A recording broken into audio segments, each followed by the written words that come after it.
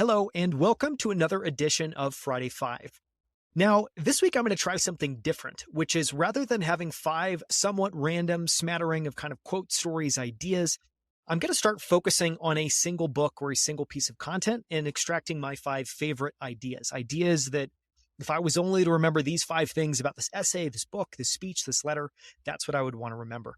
And so this week, what I'm going to do is share 5 stories, quotes, ideas from Insanely Simple, The Obsession That Drives Apple's Success, which is published by Ken Segall, who famously worked with Steve Jobs very closely at both Next and then at Apple as a creative director at Chiat/Day.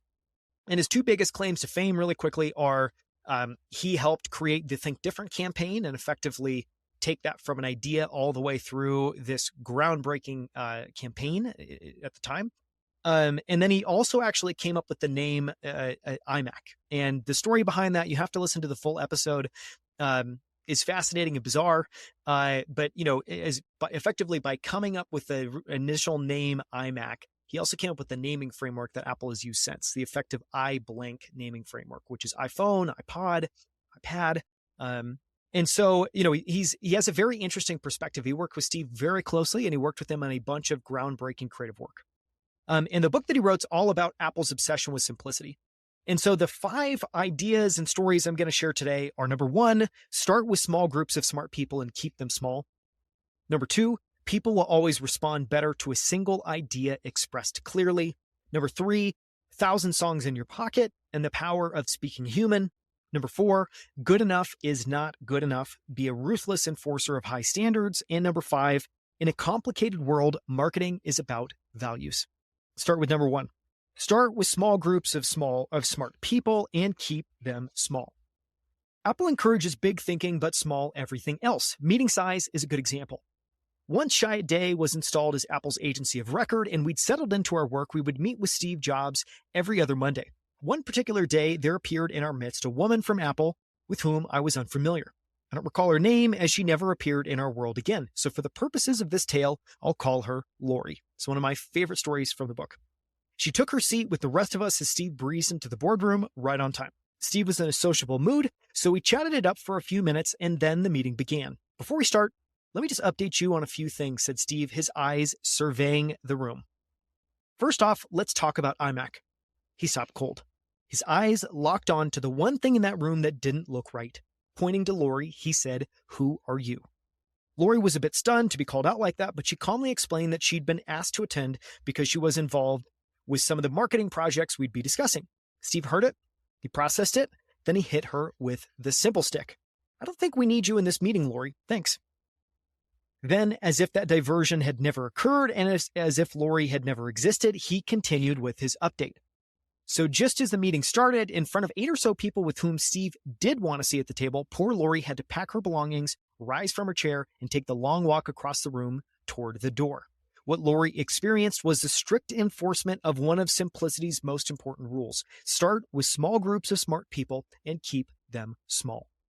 Every time the body count goes higher, you're simply inviting complexity to take a seat at the table. The small group principle is deeply woven into the religion of simplicity. It's key to Apple's ongoing success and key to any organization that wants to nurture quality thinking. There's no such thing as a mercy invitation. Either you're critical to the meeting or you're not. It's nothing personal, just business. Exceptional story. One of my favorite stories from the book that I elaborate in the full-length episode. I'll spare you the commentary here. But, kind of last point I would share is when Steve called a meeting or reported to a meeting, his expectation was that everyone in the room would be an essential participant. Spectators were not welcome. We should all apply that as ruthlessly as we can in our own work, in our own lives. Okay, number 2, people will always respond better to a single idea expressed clearly. Human beings are a funny lot. Give them one idea and they nod their heads. Give them 5 and they simply scratch their heads. Or even worse, they forget you mentioned all those ideas in the first place. Minimizing is the key to making a point stick. Though this is common sense, it may also be the most violated principle in marketing or any other business. Your point will be more quickly understood and more easily remembered if you don't clutter it up with other points. Strangely, some of the most brilliant people on earth sometimes need to be reminded, including Steve Jobs. And here's an incredible story. It's probably my second favorite story in the book, about Lee Clow, who's another famous, is a well-known character. He was the leader of the Chiat team who worked really closely with Ken Segall. Let's jump in.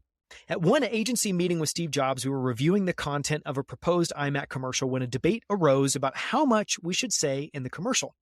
The creative team was arguing that it would work best if the entire spot was devoted to describing the one key feature of this particular iMac.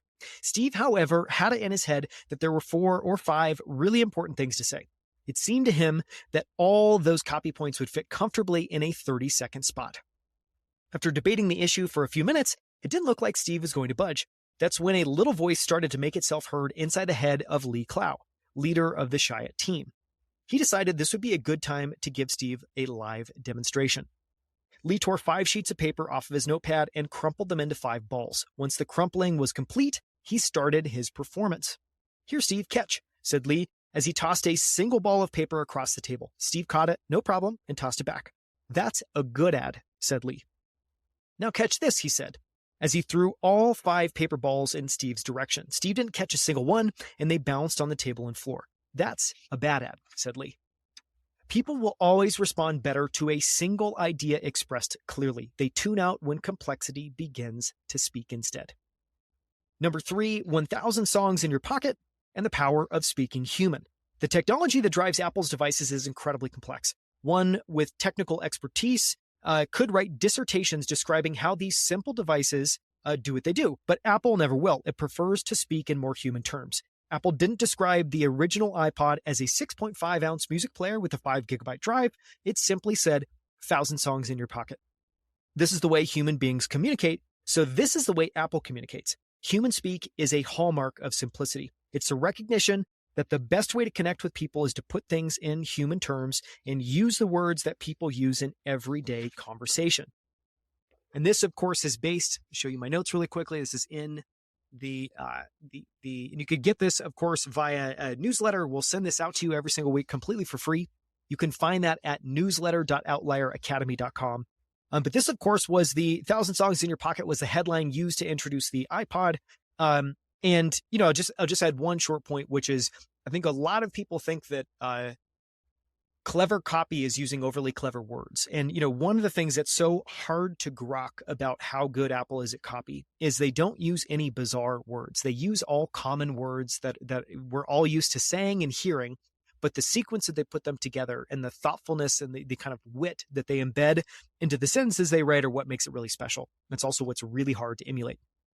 Number 4, good enough is not good enough. Be a ruthless enforcer of high standards. Simplicity has a merciless side. That is, there's no almost when it comes to making things simpler. Apple's longtime agency, Chiat Day, is so well known for its clever t-shirts that it once published a best-of book. One of its more famous t-shirts attempted to fight off the human instinct to settle for near perfection. It reads, "Good enough is not enough." To settle for second best is a violation of the rules of simplicity, as it plants the seeds for disappointment, extra work, and more meetings. Your challenge is to become unbending when it comes to enforcing standards, mercilessly so. In Apple's world, every manager has to be a ruthless enforcer of high standards. We should all relish that same opportunity in our own work. You can see the t-shirt inside the newsletter. And number 5, in a complicated world, marketing is about values. One of Steve Jobs' most profound speeches was his introduction to the Think Different campaign in 1997. At the time, he had just come back to Apple as interim CEO after Next acquisition and his purchase of Pixar. Steve knew that the world needed to be reminded of who Apple was and what the company stood for, especially since he needed 6 months, as he told the team on the campaign at Chiat Day, to fix the products and make them wonderful once again. Now, that's a really important detail that I think a lot of people don't get. They see this Think Different campaign and they think, oh man, that's just amazing. And I think they don't maybe get the ulterior motive. And the ulterior motive was Steve came back to Apple and effectively said, these products are shit. There's no sex in them anymore. I need 6 months to fix the product lineup. And so he did this advertising campaign for 2 reasons. He did need to remind the world who Apple was and what it stood for, but he also needed time. And he needed time with belief in Apple to effectively be able to execute. So it's a little fascinating piece I think helps the campaign make a bit more sense. It was a powerful reminder that marketing is all about values, because in a crowded, complicated, and noisy world, to stand out, you first have to be different, powerfully different. And to do that, you need to be authentic and know where you stand and why. Here's my favorite portion of the speech. To me, marketing is all about values. This is a very complicated world. It's a very noisy world. We're not going to get a chance to get people to remember much about us. No company is. And so we have to be really clear on what we want them to know about us. Now, Apple, fortunately, is one of the half a dozen best brands in the whole world, right up there with Nike, Disney, Coke, Sony. It's one of the greats of the greats, not just in this country, but all around the globe. But even a great brand needs investment and caring if it's going to retain its relevance and vitality. And the Apple brand has clearly suffered from neglect in this area in the last few years. And we need to bring it back. The way to do that is not to talk about speeds and feeds. It's not to talk about MIPS and megahertz. It's not to talk about why we're better than Windows. The dairy industry tried for 20 years to convince you that milk was good for you. It's a lie, but they tried anyway. And then they tried Got Milk, and the sales have gone up like this. Got Milk doesn't even talk about the product. Matter of fact, the focus is on the absence of the product. But the best example of all, and one of the greatest jobs of marketing that the universe has ever seen, is Nike. Remember, Nike sells a commodity. They sell shoes. And yet when you think of Nike, you feel something different than a shoe company. In their ads, as you know, they don't even ever talk about the product. They don't ever tell you about their air soles and why they're better than Reebok's air soles. What does Nike do in their advertising? They honor great athletes and they honor great athletics. That's who they are, and that's what they're about. Apple spends a fortune on advertising, but you'd never know it. So when I got here, Apple had just fired their agency and was in a competition with 23 agencies that, 4 years from now, they'd pick one. Quick aside, this is not a joke. Steve literally came back and there was a runoff between 23 different agencies. And he said, yeah, we're not going to do this and move forward with Chiat. We had worked with before at Next and had really enjoyed the team.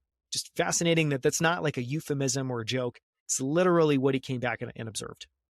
And we blew that up and we hired Chiat, the ad agency that I was fortunate enough to work with years ago, who created some award-winning work, including the commercial voted the best ad ever made in 1984 by advertising professionals. And we started working with that agency again. And the question we asked was, our customers want to know, who is Apple? What is it that we stand for? Where do we fit in this world? And what we're about isn't making boxes for people to get their jobs done, although we do that well. We do that better than almost anybody in some cases. But Apple is about something more than that. Apple, at the core, its core value is that we believe people with passion can change the world for the better. That's what we believe. And that those people who are crazy enough to think that they can change the world are the ones that actually do. And so what we're going to do in our first brand marketing campaign in several years is to get back to that core value. A lot of things have changed. The market is a totally different place from what it was a decade ago. And Apple is totally different. And Apple's place in it is totally different. But values and core values, those things shouldn't change. The things that Apple believed in at its core are the same things that Apple really stands for today. And so we wanted to find a way to communicate this. And what we have is something that I'm very moved by. It honors the people that change the world. Some of them are living, some of them are not. But the ones that aren't, as you'll see, you know that if you ever used a computer, it would have been a Mac. You know that if they ever used a computer, it would have been a Mac. The theme of the campaign is Think Different, honoring the people who think different and who move this world forward. And it is what we are about. It touches the soul of this company. I hope that you feel the same way that I do. That is this week's Friday 5. I hope you enjoyed it. All the quotes and stories are from Insanely Simple, The Obsession That Drives Apple's Success. I highly recommend the book. I highly recommend you listen to the full episode. It's actually a 2-part episode. There's so many great ideas in that book. My copy is dog-eared. It's filled with underlines. And so please do 2 things. Number 1, if you enjoyed this, please subscribe. You can subscribe at outlieracademy.com/Friday5. You can spell that whatever way you want. It all redirects to the same place, Friday 5. And then a second thing is purchase this book. It's a fantastic book. You can find a link in the show notes. You can find a link on YouTube in the episode notes. There will be a link very close to wherever you're seeing or reading this. Thank you so much. And if you enjoyed this, I'll be back again, and we'll do this every single week. We'll take the 5 best ideas from whatever piece of content is inspiring me or whatever we profiled that week, whether it's a long form book, whether it's an essay, it's a speech, it's a letter. And, effectively the way to think about this is you're going to get the very best ideas by spending maybe 5%, 2% of the time that you would spend reading the whole thing. And so if you find that interesting, you can also subscribe. You can become a member of Substack. It's only $15 a month, $150 a year. And you can find that at outlieracademy.com. Just click on newsletter, or you can also go to newsletter.outlieracademy.com. Thank you.